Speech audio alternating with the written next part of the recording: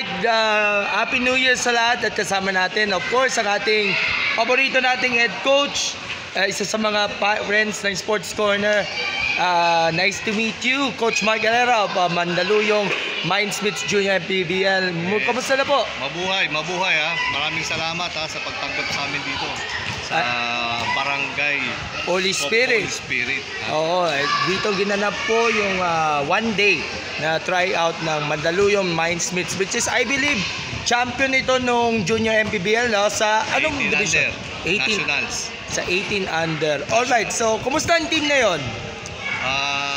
Nagsisimula pa lang kami magbuo, kaya actually wala pang team eh. Back to zero lahat tayo. Oo nga at alam natin talagang mabusisi ang paghahanap nga sa mga susunod na mga miyembro, kasi may mga ibang mga miyembro na lumampas na sa age limit, no? Tama.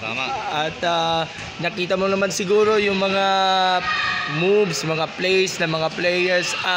Ano yung naging assessment nyo sa naging mahabang oras itong tryout natin? Actually, marami magagaling na tiga rito sa Barangay Holy Spirit. Marami tayo, kaya hihirapan pa tayo mamili ng player. So this is the first series ng tryouts, Coach Mark, dito sa Barangay Holy Spirit. Ano yung susunod na mga tryouts para doon sa mga aabol, yung mga interesado? Kailangan nilang mag-like sa page namin, Michael Smith, Facebook page. Para sa ano namin, At of course, meron bang ibang mga players na kasama na na-retain nito para sa Junior MPBL? Wala, back to zero tayo lahat.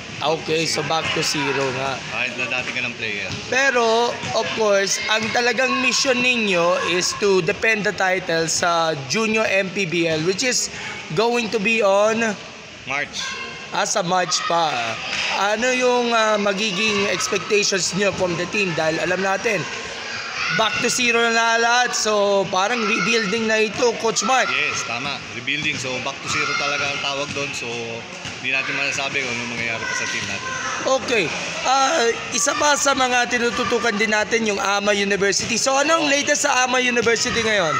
AMA University, nagpe-prepare para sa PBA D-League saka sa PhilBasket Open.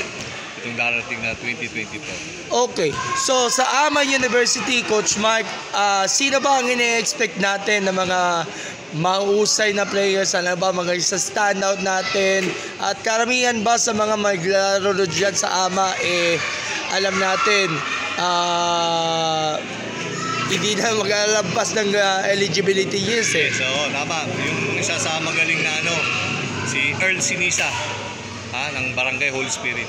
Alright.